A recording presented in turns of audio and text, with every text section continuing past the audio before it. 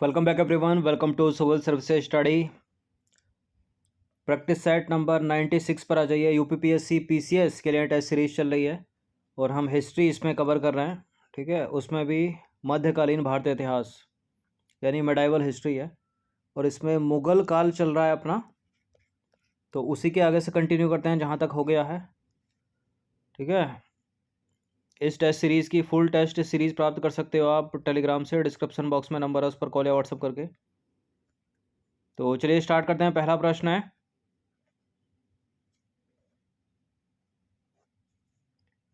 दाराशिकों के संदर्भ में निम्नलिखित कथनों पर विचार कीजिए। दाराशिकों ने भगवद गीता और योग वशिष्ठ का फारसी में अनुवाद कराया और दाराशिकों ने मज्म उल बहरीन की रचना की। दाराशिकों ने अपने उपनिषदों का फारसी में अनुवाद सिर ए अकबर नाम से किया। कौन सा करेक्ट है?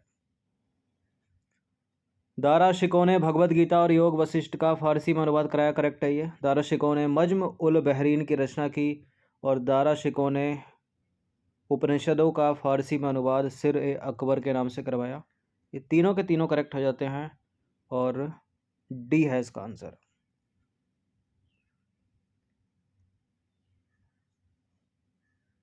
तो देखिए, दाराशिकों ने स्वयं अपनी देखभाल में संस्कृत ग्रंथ भगवद गीता और योग वशिष्ठ का फारसी में अनुवाद कराया।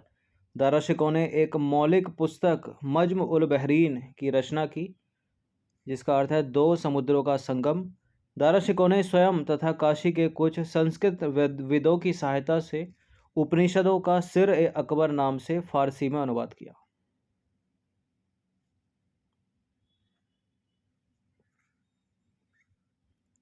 अब आ जाइए क्वेश्चन नंबर 2 पर। क्वेश्चन नंबर 2 है, किस मुगल शासक ने जनता के आर्थिक संकट को देखते हुए राहदारी, पानदारी और अब बाब को समाप्त कर दिया? किसने किया था? राहदारी, पानदारी और आबबाब यानी ये कर होंगे, शुल्क होंगे, ये किया था औरंगजेब ने। ठीक है, ऑप्शन नंबर बी है इसका आंसर। तो औरंगजेब, ऑप्शन नंबर बी। देखिए, एक है राहदारी और दूसरा है पानदारी और तीसरा है आबबाब। आबबाब एक स्थानीय कर था और व्यापारिक चुंगी शुल्क था पानदारी, और राहदारी था आंतरिक पारगमन शुल्क। औरंगजेब ने जनता के आर्थिक कष्टों को देखते हुए इन करों को जो है समाप्त कर दिया था।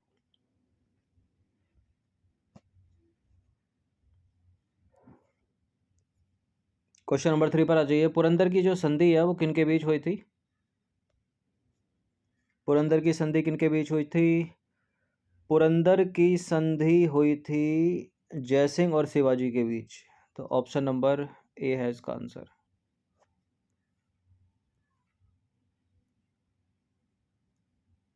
देखिए, औरंगजेब ने जयसिंह को शिवाजी के विरुद्ध युद्ध के लिए भेजा और जयसिंह विजयी हुआ और उसने शिवाजी से पुरंदर की संधि की। तो पुरंदर की संधि किनके बीच हो गई? सबसे अच्छा उत्तर वहाँ औरंगजेब और शिवाजी भी था, लेकिन सबसे अच्छा उत्तर होगा जयसिंह और शिवाजी के बीच, यानी ऑप्शन नंबर ए।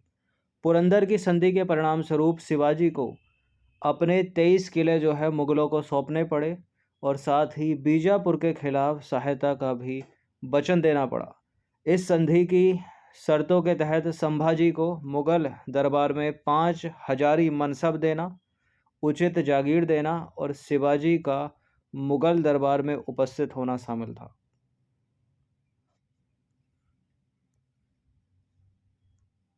ये नंबर है, इस पर कॉल या व्हाट्सअप करके आप यूपीपीसीएस और आरओ की फुल टेस्ट सीरीज प्राप्त कर सकते हैं।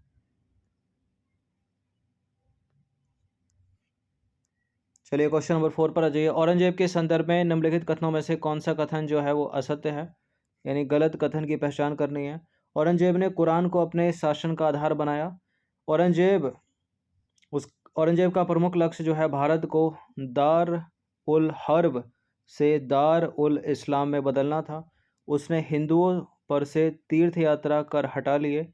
उसने सती प्रथा पर पूरी तरह से प्रतिबंध लगा दिया। देखिए अकबर ने भी सती प्रथा पर प्रतिबंध लगाने का जो है प्रयास किया था, ठीक है, लेकिन पूर्ण रूप से जो प्रतिबंध लगाया वो औरंगजेब ने लगाया। तो डी वाला स्टेटमेंट तो करेक्ट है, अपने को ढूंढना इनकरेक्ट।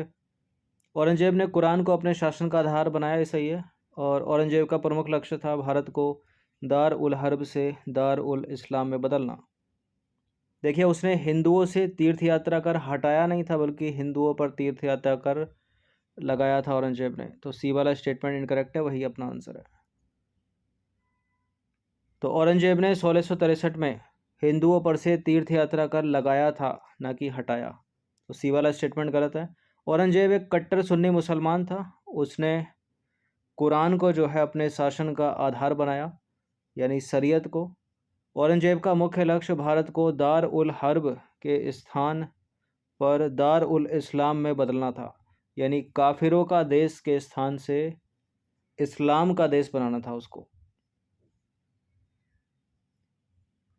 और औरंगजेब ने 1663 में सती प्रथा पर प्रतिबंध लगा दिया तथा हिंदुओं पर तीर्थ यात्रा कर लगाया। देखिए अकबर ने भी सती प्रथा पर जो है प्रतिबंध लगाने का प्रयास किया, लेकिन पूर्ण रूप से जो प्रतिबंध लगाया था वो औरंगजेब ने ही लगाया था।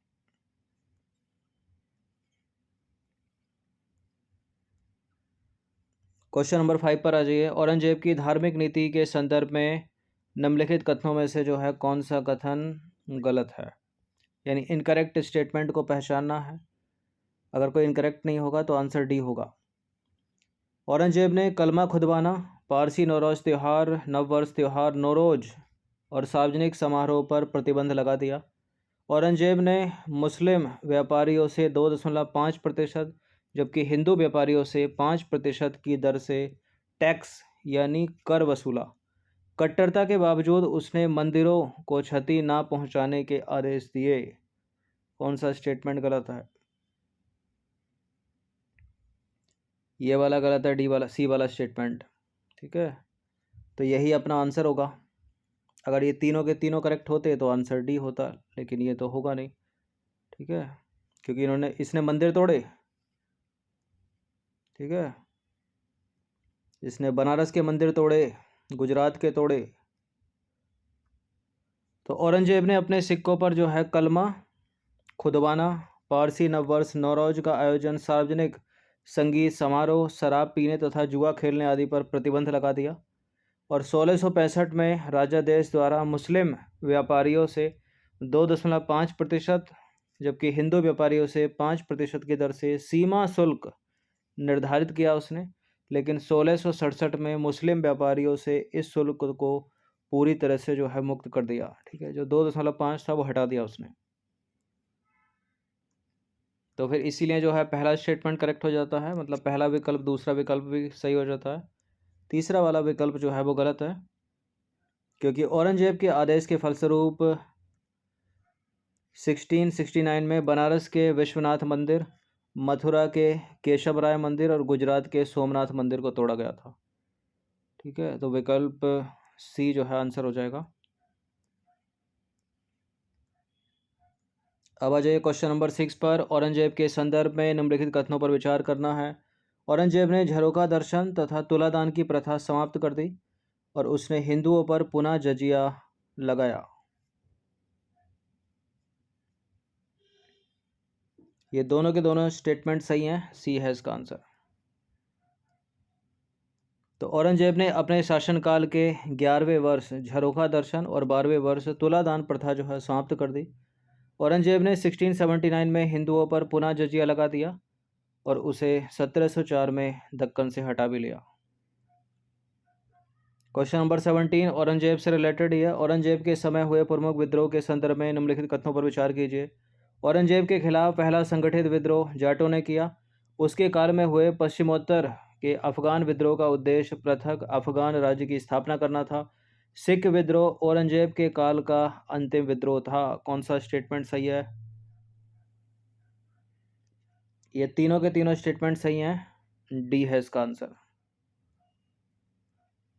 देखिए औरंगजेब के खिलाफ जो है पहला संगठित विद्रोह आगरा और दिल्ली क्षेत्र में बसे जाटों ने किया और यह विद्रोह आर्थिक कारणों को लेकर हुआ। पश्चिमोत्तर में हुए विद्रोह का प्रमुख कारण प्रमुख उद्देश्य जो है पृथक अफगान राज्य की स्थापना करना था। और औरंगजेब के काल का जो अंतिम विद्रोह था वो सिख विद्रोह था। यह एकमात्र विद्रोह था जो धार्मिक कारणों से हुआ और यह मुगल साम्राज्य द्वारा गुरु तेग बहादुर को मृत्युदंड देने के पश्चात हुआ। ठीक है, सिख विद्रोह। क्वेश्चन नंबर 9 पर आ जाइए। सूची 1 को सूची 2 के साथ सम्मिलित कीजिए और नीचे दिए गए कूट की सहायता से सही उत्तर का चुनाव कीजिए। सूची 1 में है मुगल अधिकारी और सूची 2 में है संबंधित कार्य या विभाग। मुगल अधिकारी कौन से? मीर आतिश, मीर ए अर्ज, मीर ए वहर और मीर ए वर। कौन वन विभाग का अधीक्षक है? कौन जल सेना का प्रधान? आवेदन पत्रों का प्रभारी है कौन? और शाही तोपखानों का प्रधान कौन है? देखिए, मीर ए आतिश जो अधिकारी है उसका संबंध है शाही तोपखाने के प्रधान से। ठीक है, और आवेदन पत्रों का प्रभारी है मीर ए अर्ज और जल सेना का प्रधान है मीर ए बहर और मीर ए बर है वन विभाग का अधीक्षक। तो ए का हो गया 4 और बी का हो गया 3। इसको ऐसे भी याद कर सकते हो रिलेट करके, जैसे तोप खाने में बारूद की आवश्यकता होती है, आतिशबाजी बारूद से होती है। ठीक है, किसी को अर्ज करना है, ठीक है, तो पत्र लिखकर, ठीक है, इस तरह से रिलेट कर लो। और मीर ए बहर जल सेना का प्रधान, मीर ए बर हो गया वन विभाग का अधीक्षक। तो इसका आंसर हो जाएगा 4, 3, 2, 1 यानी ऑप्शन नंबर सी। तो मीर आतिश हो गया, शाही तोपखाने का प्रधान था मीर आतिश। इसकी सिफारिश पर ही महत्वपूर्ण नगरों में केंद्र द्वारा कोतवाल की नियुक्ति होती थी। मीर ए अर्ज यह बादशाह के पास भेजे जाने वाले आवेदन पत्रों का प्रभारी होता था। और मीर ए वहर ये जल सेना का प्रधान होता था और इसका प्रमुख कार्य होता था शाही नौकरशाहों की देखभाल करना। और मीर ए वर हो गया वन विभाग का अधीक्षक। क्वेश्चन नंबर 9 पर आ जाइए। मुगलकालीन उच्चाधिकारियों के संदर्भ में निम्नलिखित युग्मों पर विचार करना है। मीर ए शामा, हरकारा और मुशरिफ। मीर ए शामा घरेलू मामलों का प्रधान, हरकारा जासूस और संदेशवाहक और मुशरिफ राज्य के आय व्यय का लेखा जोखा रखने वाला। मुगलकालीन उच्चाधिकारियों के संदर्भ में तीनों के तीनों सही हैं ये, और डी है इसका आंसर। तो मीर ए सामा हो गया है मुगल काल में घरेलू मामलों का प्रधान। ठीक है, वह सम्राट के परिवार, महल तथा दैनिक आवश्यकताओं की पूर्ति करता था। तो पहला युग्म सही है। दूसरा वाला भी सही है क्योंकि हरकारा जो है जासूस और संदेशवाहक दोनों था। और मुशरिफ की बात करें तो यह लेखाधिकारी था जो राज्य की आय व्यय का लेखा जोखा रखता था। तीनों के तीनों करेक्ट हो गए हैं। क्वेश्चन नंबर 10 पर आ जाइए। सतनामी विद्रोह के संदर्भ में निम्नलिखित कथनों पर विचार करना है। यह विद्रोह सतनामी धार्मिक संप्रदाय ने किया। सतनामी नामक धार्मिक संप्रदाय ने किया। सतनामी में अधिकतर किसान, दस्तकार और निम्न जाति के लोग थे और इन्हें मुंडिया नाम से जाना जाता था। यूपीएससी सिविल सर्विसेज में भी ऐसे प्रश्न पूछ लिए जाते हैं। बताइए कौन सा करेक्ट है। देखिए तीनों करेक्ट हैं ये सतनामी विद्रोह से रिलेटेड।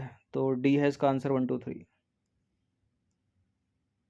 देखिए सतनामी जो है वैरागियों का एक पंथ था। इसकी स्थापना नारनौल नामक स्थान पर हुई थी, नारनौल। और इनका विश्वास जो है शुद्ध अद्वैतवाद में था और इनमें अधिकतर किसान, दस्तकार और निम्न जाति के लोग थे। सत्य एवं ईश्वर में विश्वास रखने के कारण वे स्वयं को सतनामी पुकारते थे। इन्हें मुंडिया नाम से भी जाना जाता था। तो 10 प्रश्न थे ये हिस्ट्री में, मेडाइवल हिस्ट्री यानी मध्यकालीन भारतीय इतिहास, और चल रहा है टॉपिक मुगल काल। ठीक है, तो इनकी प्रैक्टिस कर लीजिएगा। अभी 2-3 कम से कम 3 से 4 वीडियो 3 तक और जो है आएंगी इसके ऊपर, तभी मुगल काल कंप्लीट होगा।